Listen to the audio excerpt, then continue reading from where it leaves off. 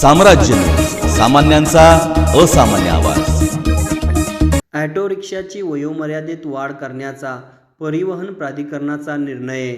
रिक्षा चालक कृती समितीच्या 5 वर्षाचा पाठपुराव्यास अखेर यश। राज्य परिवहन प्राधिकरण यांनी मुंबई व उपनगरातील वाढत्या वाहन संख्येला आळा घालण्याकरिता व वाढत्या प्रदूषणाच्या नावाखाली ऑटो रिक्षाची वयोमर्यादा निश्चित करून 15 वर्षाच्या वापरानंतर ऑटो रिक्षा मोडीत काढण्याचा निर्णय घेतला। या निर्णयास अनुसरून राज्यातील इतर सर्व परिवहन कार्यालयात सदरचा निर्णय पाठवून त्या निर्णयानुसार तेथील परिस्थितीचा अभ्यास करून निर्णय करावा असे नमूद केले।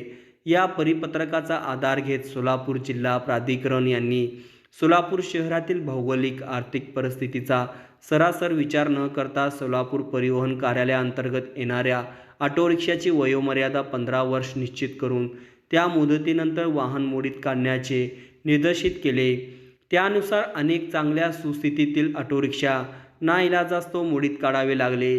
प्रादेशिक परिवहन प्राधिकरणाच्या चुकीच्या निर्णयाच्या विरोधात रिक्षा चालक कृती समिती सोलापूरच्या वतीने कॉम्रेड आडम मास्तर, अजीज खान, कॉम्रेड सलीम मुल्ला यांनी वेळोवेळी निवेदने सादर करून सदरचा निर्णय कसा चुकीचा आहे व त्याचे होणारे दूरगामी परिणाम लक्षात आणून देऊन सदरचा निर्णय मागे घेण्याची विनंती केली।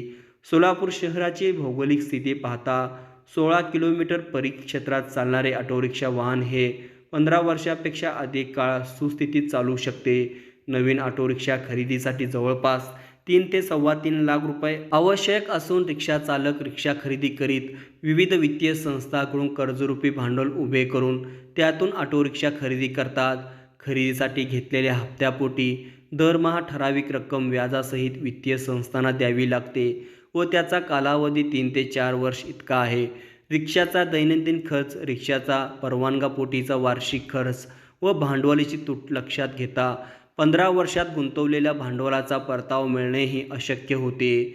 नवीन मोटार वाहन कायद्याच्या तरतुदीनुसार मोठ्या प्रमाणात वाढलेले शुल्क व दंडाची आकारणी यामुळे ही रिक्षा व्यवसायात हमीचे उत्पन्न मिळत नाही।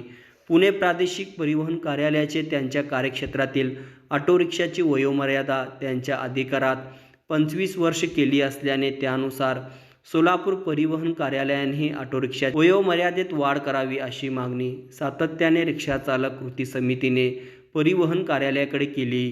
प्रत्येक वेळेस प्राधिकरणाच्या बैठकीत याबाबत निर्णय घेण्यात येईल असे नमूद करून चालढकल करत होते।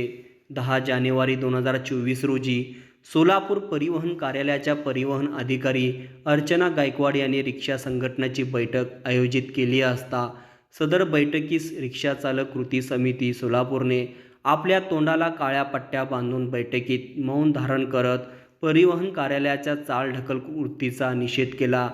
त्याचप्रमाणे रिक्षा चालक कृती समितीचे नेते लाल बावटा, रिक्षा चालक संघटनेचे अध्यक्ष कॉम्रेड नरसय्या आडम यांनी 7 फेब्रुवारी रोजी जिल्हाधिकारी कुमार आशीर्वाद यांची रिक्षा चालकाच्या शिष्टमंडळासमवेत भेट घेऊन रिक्षा चालकाच्या न्याय व रास्त मागण्याबाबत सविस्तर निवेदन सादर करून चर्चा केली। या चर्चेदरम्यान रिक्षा चालकाच्या मागण्यासंदर्भात वस्तुनिष्ठ विवेचन करून परिस्थिती जिल्हाधिकारी यांच्या लक्षात आणून दिली। जिल्हाधिकारी यांनी उपस्थित केलेल्या मुद्द्याबाबत लवकरच परिवहन अधिकाऱ्यांशी चर्चा निर्णय घेऊ असे सूचित केले।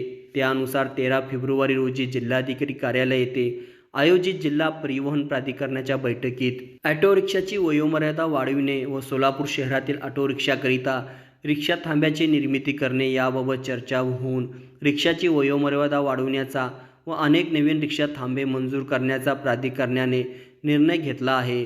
सदर प्रश्नाचा पाठपुरावा करण्याकरिता रिक्षा कृती समिती सोलापूर, लाल बावटा रिक्षा चालक संघटना सोलापूर, ऑटो रिक्षा असोसिएशन सोलापूरच्या पदाधिकारी व सदस्यांनी वेळोवेळी सहकार्य व मार्गदर्शन व कृतीमध्ये सहभाग नोंदविल्याने 5 वर्षाच्या पाठपुराव्यास यश मिळाले।